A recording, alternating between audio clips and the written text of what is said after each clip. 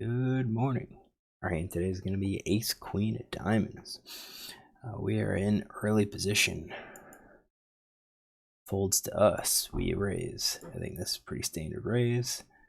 Opening raise in early position looks something like this. We are second to act. I'm going to say that's probably about EP3 or EP2 at least. So EP2 looks something like this.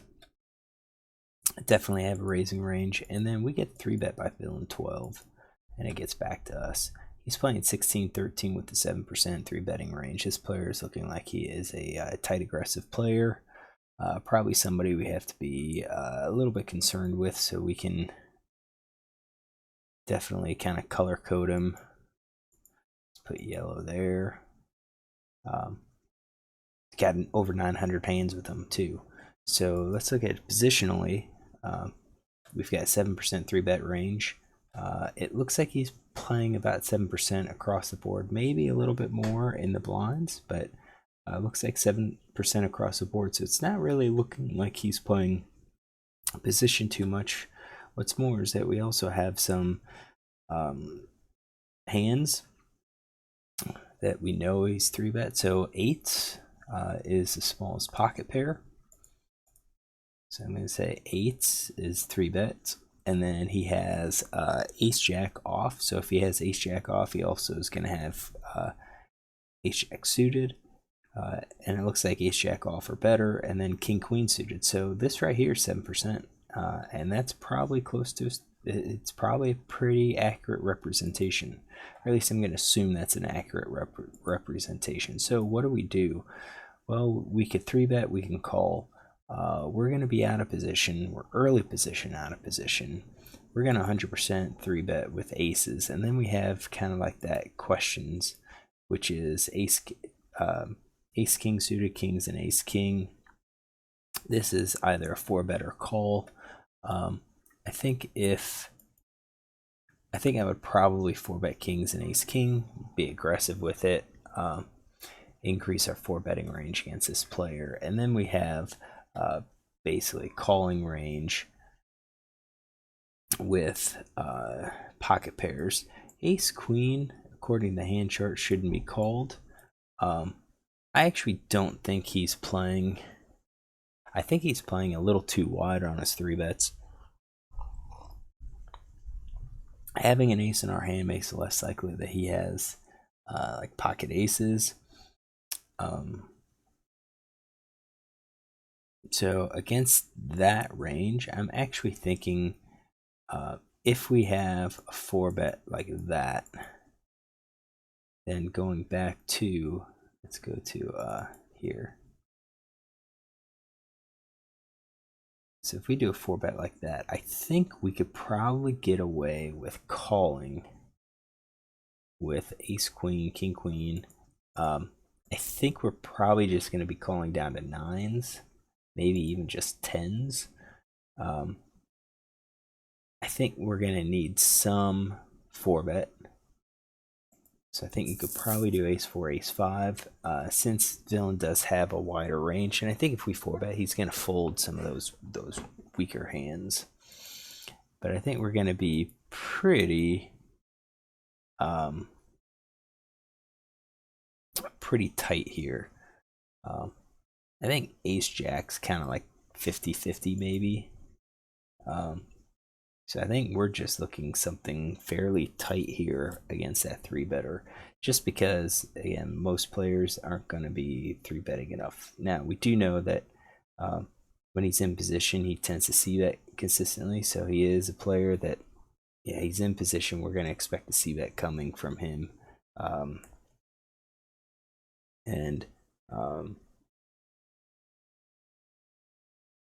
We can kind of plan accordingly. All right, so we called, right or wrong, we called,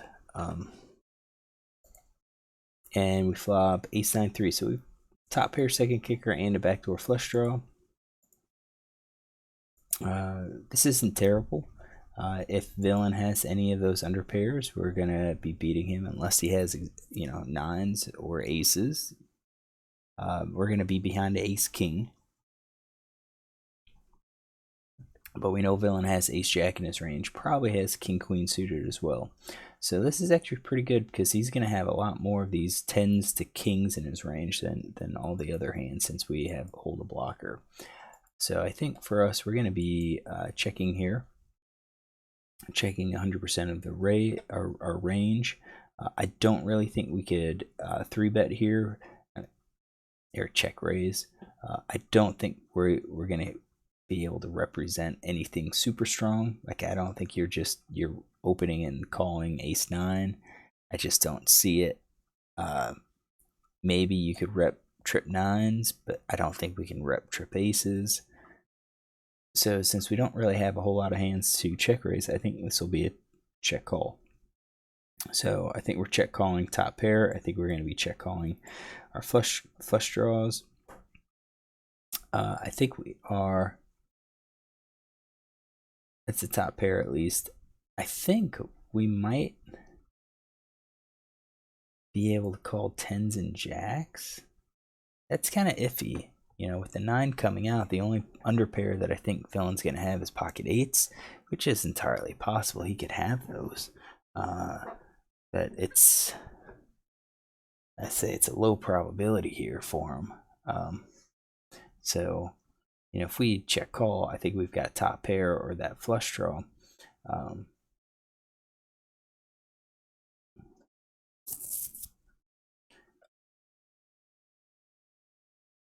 Let's color code this and just kind of see what our breakdown is.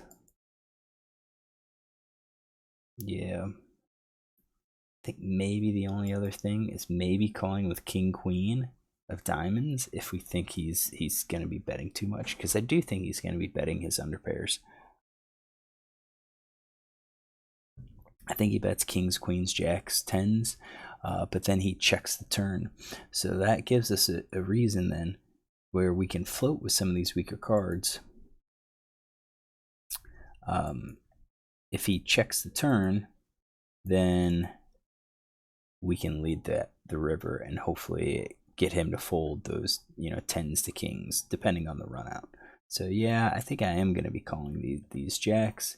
That would be a call.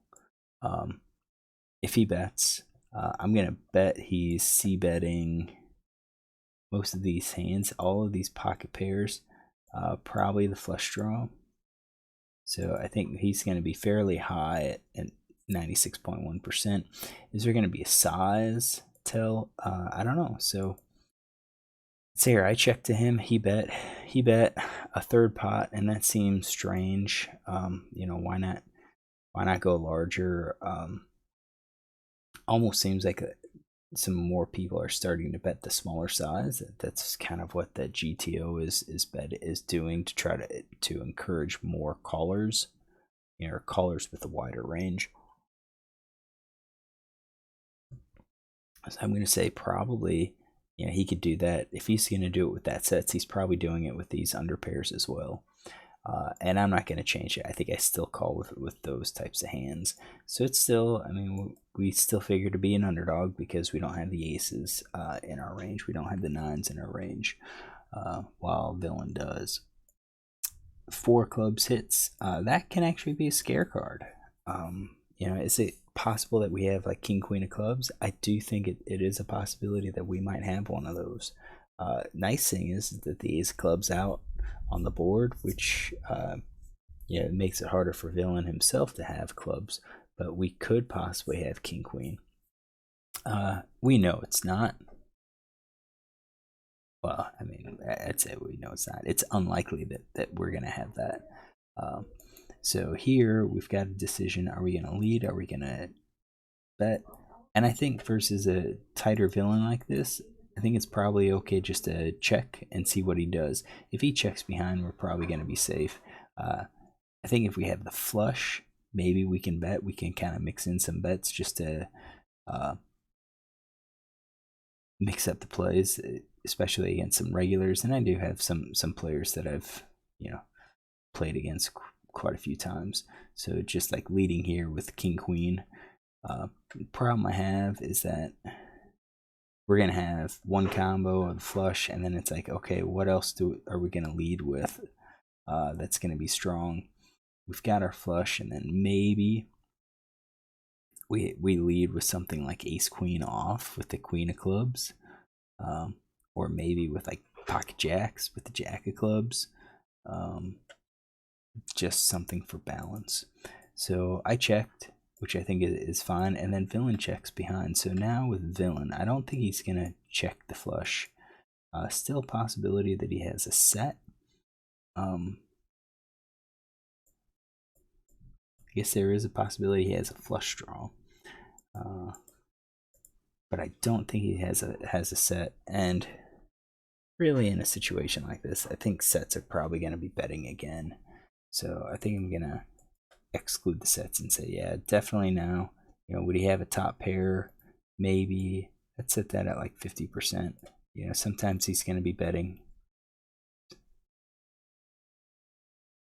Yeah, sometimes he's going to be betting 50%. Sometimes he doesn't. I think he 100% these pocket pairs and the undercards. All right, so he checks. We go to the river, jack of diamonds, and that's actually not a card that I wanted to see, because I was hoping for a card less than a 9. With the jack, he does have kings, queens, jacks, and 10s. So now the question is, if I bet, what is he going to call with? Should we turn any of our hands into bluffs? I do think we will need to turn some hands into bluffs, so I think we're going to be doing the pocket 10s. I think we're betting as a bluff. I think flushes we're betting for value, and then probably sets we're betting for value if we have jacks. And then that next thing is top pair. Do we bet? I think at this point, yeah, we probably can, because that gives us 100% of our range. 3/4, 75% of the time, or 70% of the time, we're gonna have top pair plus, and then you'd have quarter of the time we're bluffing, where we have like pocket 10s, hoping that he folds under pairs. If we bet, what is he gonna call? Again, if we don't think he's ever going to fold like kings and queens, then it doesn't make sense for us to bet that the jacks. I think if he always calls with those kings or queens, then yeah, we should be betting those 100% of the time. So here's kind of like our ranges here. We bet 100%. If he's calling kings and queens and plus, you could see that his combos are definitely going to be higher than ours. If he has these other cards that he decides to call with, we improve. And it's one of these things. So that's 100% of his range. If he only calls the queens plus, he's folding about 28% of the time, which probably makes our bet with jacks 10, with pocket jacks, pretty close to break even, depending on how much we bet. It's not going to be auto profit. You bet half pot. We're betting one, risking one. We need him to fold 50% of the time. If we go less, maybe. I think we probably miss a little bit of value if I check, because I do think he could possibly call with kings or queens. But I'm also not opposed to just checking, because we're not really going to be betting a whole lot for value. I think if he calls our bet, more than likely we're going to be beat. So we checked, and then villain checked behind, get to our river, and he shows kings. So he had that pocket kings on this hand. Yep, he had pocket kings on this hand. So did I lose a little bit of value on the river? Maybe. It's just kind of tough to know if villain was going to be able to call with those under pairs. I think it would be a close call.